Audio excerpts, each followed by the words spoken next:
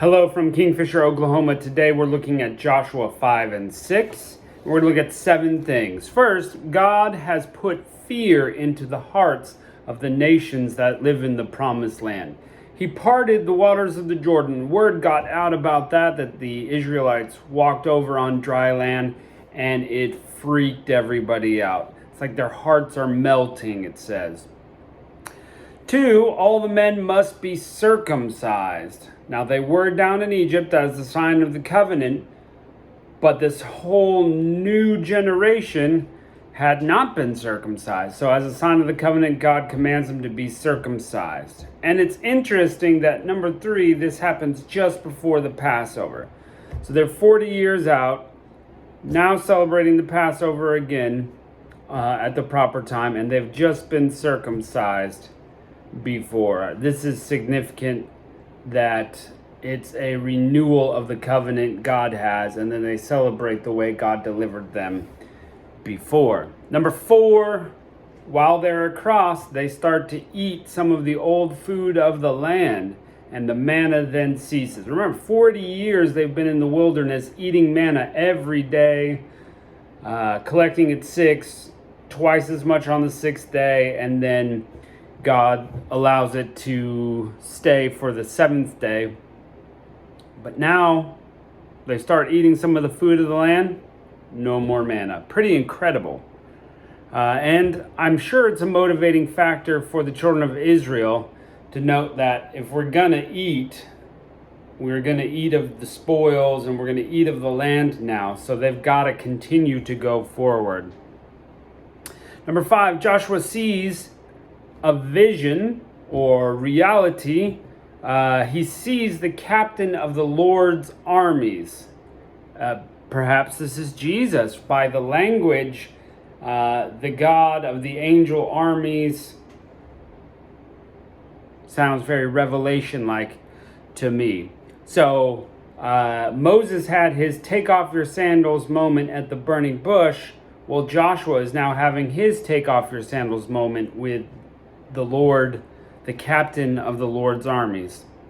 Number 6, we see another strange battle tactic happening right here to show that it's really God that's going to win all these battles, not Israel. It's not by their strength. These nations are mighty, they're great, but God is going to do it. So their strange battle tactic is to be quiet and march around the city the first day. On the second day, they've got to be quiet. March around the city another time. Each day for 6 days, they're supposed to be quiet and march one time around the city. On the 7th time, they're still supposed to be quiet, but they're going to march around 7 times. And at the end of the 7th time, they're going to blow the horns. Then everybody's going to shout and rush straight in. The wall should fall over. So pretty crazy. That would never work as a battle tactic if God was not having his hand there. And that's the whole point. Your whole life doesn't work right if God doesn't have his hand in it. But it will if he does. And number 7, then they save Rahab and family, just as they promised to do. Well, let's check it out. Chapter 5. And it came to pass when the kings of the Amorites, which were on the side of the Jordan westward, and all the kings of the Canaanites, which were by the sea, heard that the Lord dried up the waters of the Jordan from before the children of Israel until we were passed over, that their heart melted. Neither was there any spirit in them anymore because of the children of Israel. At that time the Lord said unto Joshua, make these sharp knives and circumcise again the children of Israel the second time. And Joshua made him sharp knives and circumcised the children of Israel at the hill of the foreskins.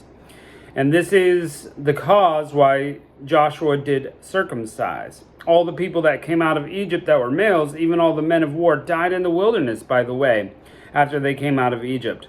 Now all the people that came out were circumcised, but all the people that were born in the wilderness by the way, as they had come forth out of Egypt, them they had not circumcised. For the children of Israel walked 40 years in the wilderness, till all the people that were men of war, which came out of Egypt, were consumed, because they had not obeyed the voice of the Lord, unto whom the Lord sware that he would not show them the land, which the Lord sware unto their fathers, that he would give us, a land flowing with milk and honey.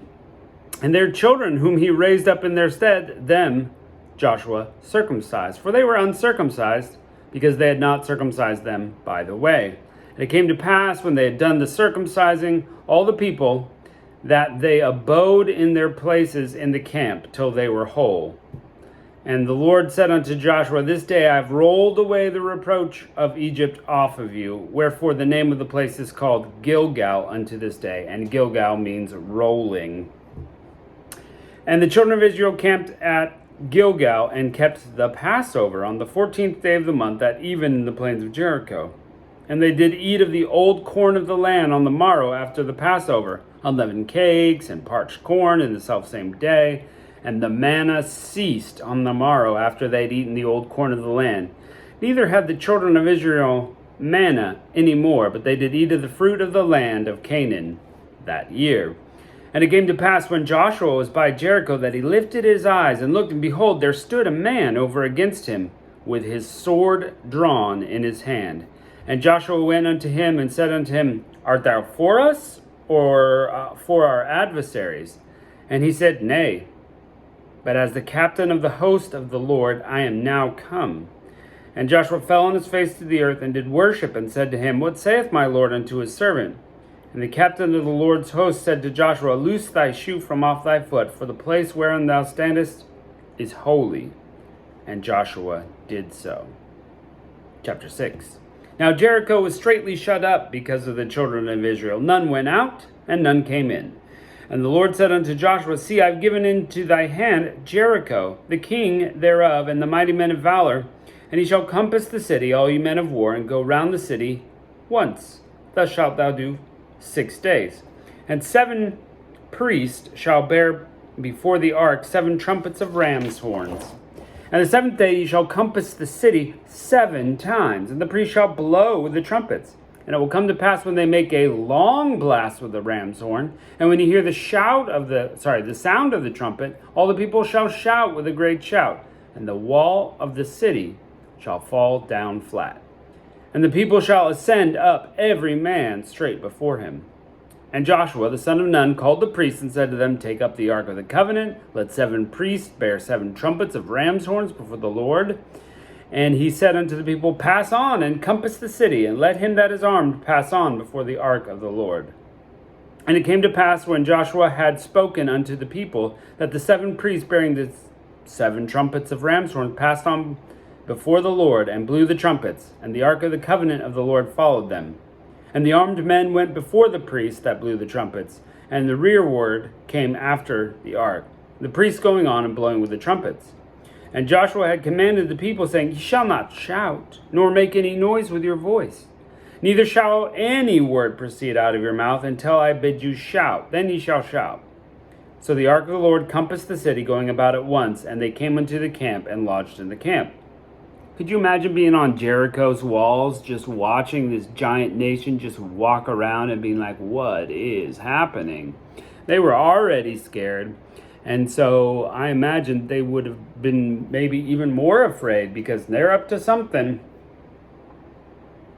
Joshua arose early in the morning, and the priests took up the ark of the Lord, and the 7 priests bearing 7 trumpets of ram's horn before the ark of the Lord went to continually and blow the trumpets. And the armed men went before them, but the rearward came after the ark, the priests going on, and the blowing with the trumpets. And the 2nd day they compassed the city, and returned into the camp. So they did 6 days. It came to pass on the 7th day that they rose early, the dawning of the day. This is a very famous story, isn't it? Super famous. You probably know the story whether you've read your Bible much or not. And they compassed the city after the same manner 7 times. Only on that day they compassed the city 7 times. And it came to pass at the 7th time, when the priests blew the trumpets, Joshua said unto the people, Shout, for the Lord has given you the city. And the city shall be accursed, even it, and all that there are therein, to the Lord. Only Rahab the harlot shall live, she and all that are in her house, because she hid the messengers we sent. And ye in any wise keep yourself from any accursed thing, lest you take of the accursed thing that is in the camp of Israel. When you take of the accursed thing, and make the camp of Israel a curse, and trouble it, But all the silver and gold and vessels of brass and iron are consecrated to the Lord. They shall come into the treasury of the Lord. So the people shouted when the priest blew the trumpets. And it came to pass when the people heard the sound of the trumpet, and the people shouted with a great shout, that the wall fell down flat. That must have been a sight to see. So the people went up into the city, every man straight before him, and they took the city, and they utterly destroyed all that was in the city, both man and woman, young and old, and ox and sheep and ass, with the edge of the sword. But Joshua said unto the two men that had spied out the country, Go into the harlot's house, bring out thence the woman and all she hath, as ye swear unto her. And the young men that were spies went in and brought out Rahab and her father and her mother and her brethren and all she had. And they brought her out into the kindred and left them without the camp of Israel. They had to be out there. They couldn't just come in, because remember, the camp is holy.